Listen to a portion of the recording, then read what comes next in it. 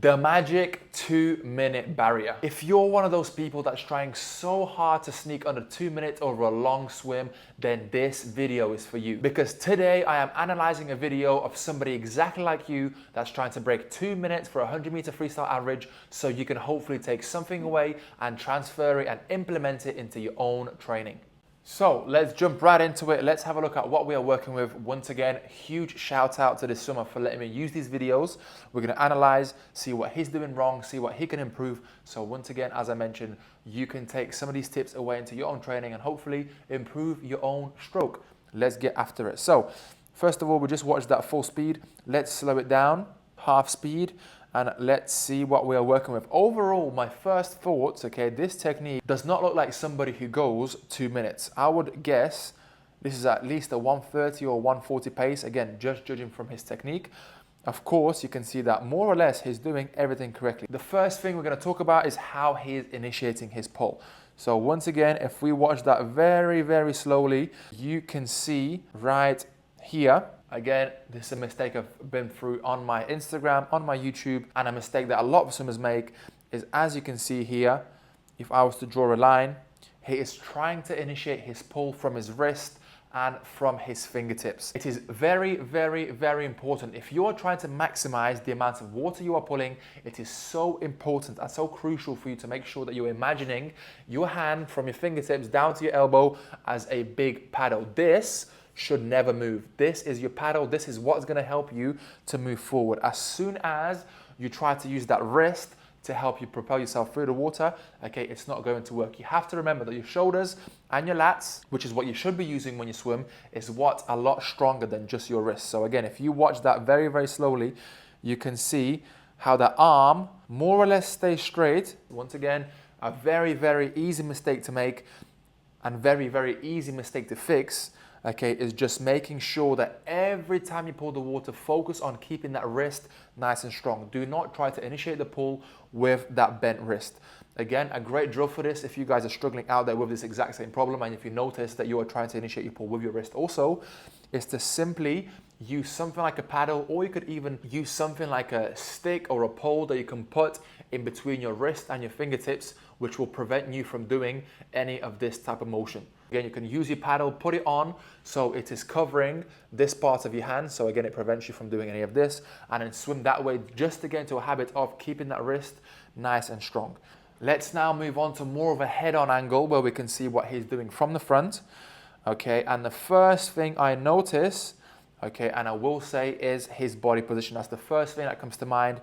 Again, guys, I speak about this in every single one of my videos. Okay, you can see his feet are down here, his head is up here. You can see a clear difference, and you can see how he's moving through the water with his body almost diagonal. We do not want to see that. When we swim, our goal is to try and get as flat as we possibly can on the surface. And as you can see here, he's creating a lot of resistance by moving through the water incorrectly. So the first thing we need to make sure we do is fix that body position, after which we can then start thinking about all different types of drills and skills and so on. Again, if you're looking to improve your body position, the easiest way is to simply do floats, use a pull buoy, introduce a little bit more kick. Again, the two main things that help you maintain a nice flat body position is your head position, which is making sure that your eyes are looking directly down, and your kick. If you're not kicking, your body is simply going to sink.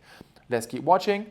Okay, so if we go back and if we just quickly have a look at the direction of this person's pull, okay, if we just watch that very, very slowly, you can see, if I was to stop right here, first of all, it almost looks like his pull is facing out to the side. Once again, I've said this in my last video, I've said it in many videos before already, our goal is to send all the water that we are pulling behind us. So if you're pulling the water and your wrist and your palm is facing the wrong way, immediately you are setting yourself in a completely wrong direction. So you always want to make sure that palm is facing behind you.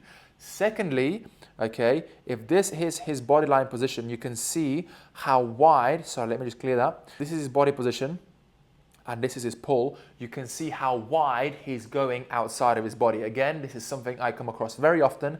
Okay, swimmers pull way too wide and way too far away from your body.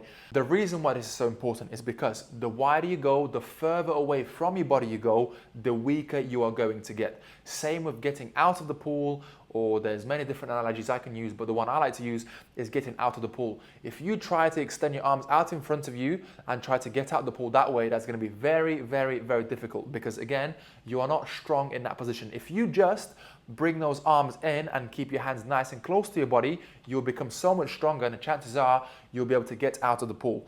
And once again, as you can see here, I would say this should be the line of his pull. Instead, he's coming way too wide and just pulling too far outside of his body, which is causing him and causing his pull to be very, very weak. So guys, very important for you to note is, again, keep that pull nice and close to your body. What you want to imagine is that thumb, as you are pulling past your hip, should brush on your thigh. So if you're pulling and your arm's way too far away from you, you know you need to keep that pull a little bit closer. Okay, lovely glide. Very, very good with the glide. Again, this is something I discussed before. Every time we stretch forward, we want to make sure the arm stays out in front of us, which is what he's doing. Very good. You can see his breathing is also very nice. One go in, one go out. Fantastic. The arm is gliding. The legs are kicking. And then let's have a look at his other arm. You can see a nice high elbow catch, which is lovely. Again, I'd say that arm is definitely better than his other arm.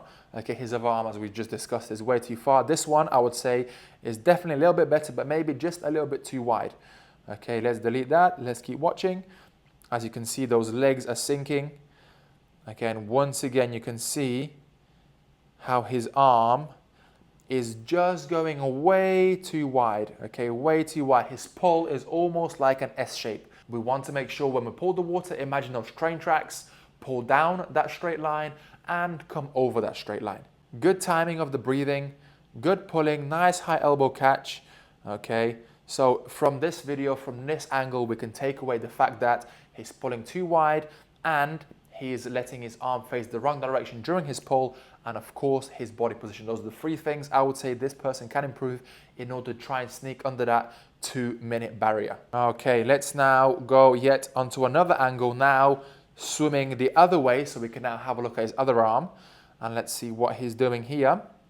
You can see he's traveling a little bit faster in this video. Okay, you can see a lot more bubbles. He's almost forcing his hand into the water. Okay guys, as many of you might have heard before as well, okay, bubbles are slow. We do not want bubbles when we swim. We do not want to be pulling oxygen. We do not want to be pulling air. We want to be pulling water. So if you smack your hand into the water very, very hard and you slap, you'll end up, first of all, starting your pull a lot deeper, and you will also end up pulling a lot of air because you forcefully smacked your hand into the water. So always focus on spearing, extending, and avoiding any of these bubbles right here. You can see how much splash and how much bubbles he's creating in this video. Let's keep watching. Okay, once again, you can see he's trying to pull the water almost like scoop-like motion. Okay, as we've already discussed, keep that pull, keep that wrist nice and strong. Okay, if we were to zoom out a little bit, again, you can see how this is the water surface, and you can see how this is his body position. Once again, very much diagonal, moving through the water, creating a lot of resistance and obviously slowing him down by quite a little bit. Okay, let's keep watching, see if we can find anything else. Okay, lovely rotation. You can really see how every time he's stretching his arm forward, you can see how he's stretching into his stroke. You can see how his shoulder, you can see how his shoulder is out of the water. He's stretching forward.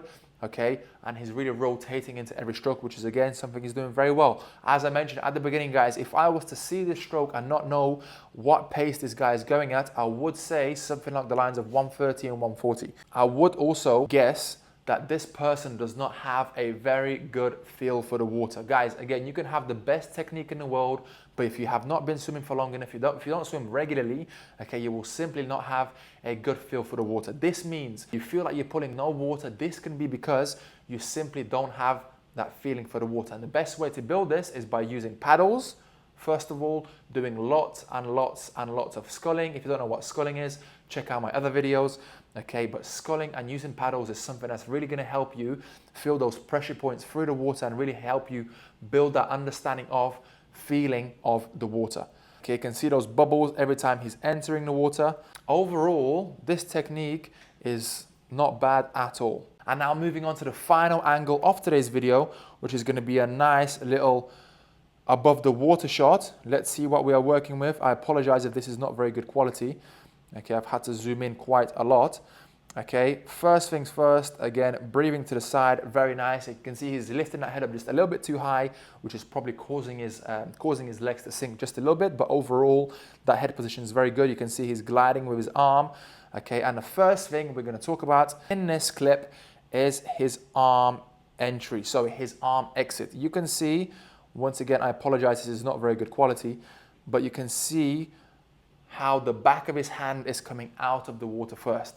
In order to maximize the amount of water you are pulling and the amount of propulsion you are getting through the water, you have to make sure that you're pulling all the way to the back and the palm of your hand comes out of the water first. You can see how he's pulling and the back of his hand is coming out the water first, which is something all of you should try to avoid.